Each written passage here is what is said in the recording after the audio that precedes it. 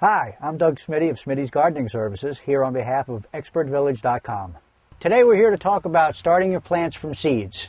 Okay, now in some cases, the seed packet's going to tell you to soak the seed overnight or score the seed.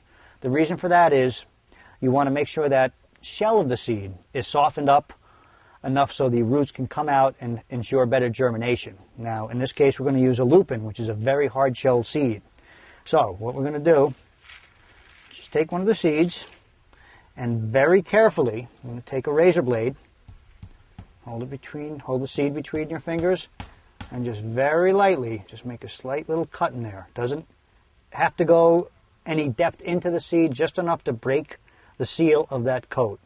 Or, if you have a little time, you don't need to plant till tomorrow, what I've done here is just taken some moist paper towels, thrown them in there. The moisture will soften up that seed. You'll be all set to plant the next day.